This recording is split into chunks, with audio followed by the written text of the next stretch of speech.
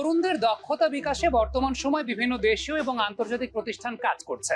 তারা তরুণদেরকে নানা ধরনের প্রশিক্ষণ দিচ্ছে, কর্মশালা আয়োজন করছে, আগামী দিনের চ্যালেঞ্জ মোকাবেলায় দক্ষ করে তুলছে, সামগ্রিকভাবে যা দেশের অর্থনীতিতে বড় ভূমিকা পালন করছে।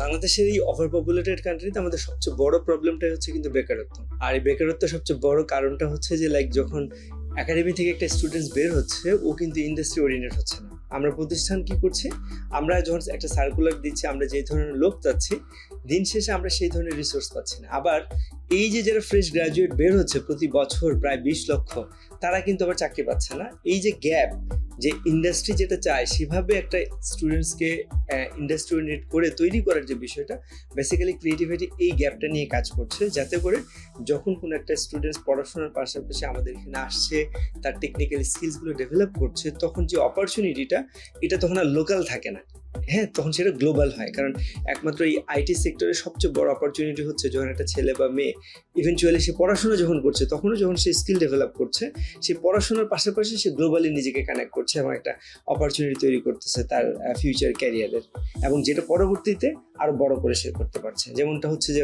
আমাদের দেশে যদি আমরা মেয়েদের কথা বলি, বাংলাদেশে প্রায় ছেলেদের চাইতে কিন্তু মেয়েরা আরো বেশি শিক্ষিত, হ্যাঁ, কিন্তু চাকরির বাজারে এসে দেখা যাচ্ছে যে মেয়েদের ইনভলভমেন্ট কম। কেন?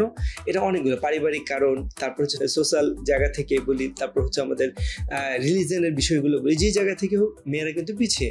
কিন্তু এই মেয়েগুলোকে যদি আমরা টেকনিক্যালি স্কিল করতে পারি, তারা যদি আজকে স্কিল হয়ে ঘরে বসে দেশের বাইরে কাজ করে, তাতে করে যেই বিষয়টা হচ্ছে আমাদের জিডিপি কিন্তু ডাবল স্কোপ তৈরি করছে, অ্যান্ড আমাদের যে রেমিটেন্সের জায়গা, এটা কিন্তু অনেক বড় অপরচুনিটি তৈরি করছে। সো ক্রিয়েটিভিটি বেসিক্যালি এই জায়গাটাতেই আমরা কাজ করছি, যাতে করে বাংলাদেশের প্রত্যেকটা ঘরে যাতে এই ধরনের আইটি এক্সপার্ট থাকে, যারা শুধু লোকাল কাজের উপর ডিপেন্ডেন্ট হবে এরকমটা না, তারা যাতে গ্লোবালি কাজের সাথে সম্পৃক্ত হয়।